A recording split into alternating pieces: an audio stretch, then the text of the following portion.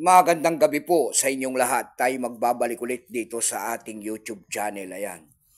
Para na naman tayong mapag-usapang coins kung magkano na ang kanyang bintahan po sa ating mga online selling. Isa naman tayong kolektor guys. Ayan, magandang gabi po sa inyong lahat. Ayan. Special shoutout lang natin ang mga barkada natin dyan sa Speed. Ayan. Tsaka sa Munsay po ang ating dakilang SD Campus. Ayan. Babatiin natin ang mga Bicolano po diyan. Ayan, diyan po sa Speed po. Ayan, lahat po ng mga Bicolano, ayan. Mga magpipintura po, ayan.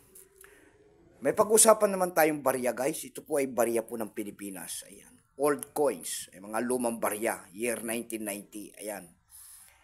Ayan. Niwal Luna po 'yan. Ayan. Yang imahe ng lalaki na yan in year 1990 po in the Republika ng Pilipinas. Ayan.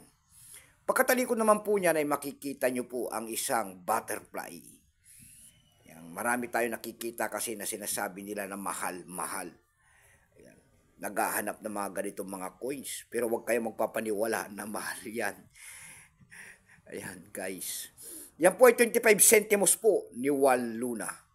Tsaka isang paru-paro po kung tawagin nila. Ayan. Ang scientific name po niyang paru-paro na yan ay Graphium idioides.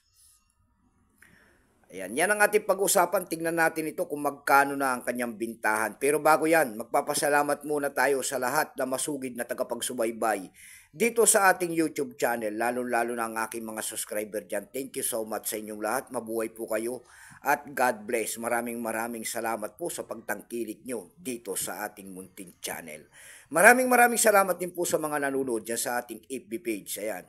Lahat pa na nakapalo sa ating FB page ay magandang gabi po at thank you so much sa inyong lahat. Yun naman po hindi pa po nakapag-subscribe dito sa ating munting channel. Anyayaan ko lang sana kahit malaking tulong na po ubagay ang inyong magagawa. Tulad na lamang po sana ng pagpindot ng ating subscribe button, like and share para ma-update ko naman kayo sa mga bago ko pang ilalabas na video about coins.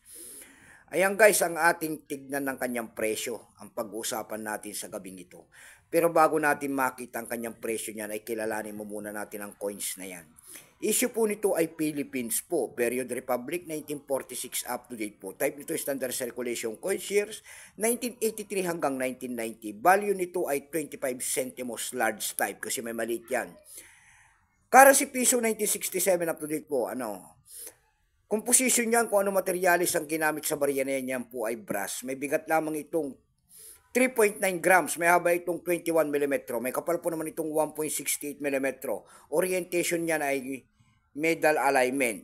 Itinigil naman ang paggamit sa barya na yan ng Pilipinas January 2, 1998. Number N-2462. Reference number KM-2411. Ito pong year 1990 na ito. Ayan, maganda pa yung coins na yan, guys.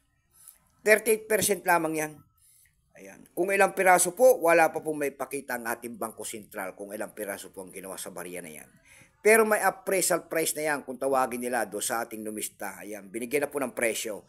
Yung kanyang extra fine po ay 20 pesos kung tawagin nila ang presyo. Yung kanyang almost uncirculated naman ay 27, uncirculated po ay 56 pesos. Dako naman tayo sa kanyang price do sa ating eb.com. Sa eb.com naman po, ayan, nakalagay yan, old coins daw doon sa eb.com. Binibenta po doon ng $11.10. Nasundan po ito ng $7.2. Yung pinakamababa pa na bintahan doon natin nakita ay $3.72. Dako naman tayo sa Carousel PH. Sa Carousel PH po, ayan, set mula year 1983 hanggang 1990, binibenta niya po doon ng 500 pesos. Meron naman tayo nakita doon nagbebenta nito ng 200 pesos. Yung pinakamababa po na bintahan doon ay 100 pesos. Ayan. Mayroon naman tayo nakita doon na 2 pirasong year 1990, binibenta niya ng 1,000 pesos. Ayan lamang po ang ating may babaging kanyang presyo po. Keep safe po sa inyo lahat and God bless.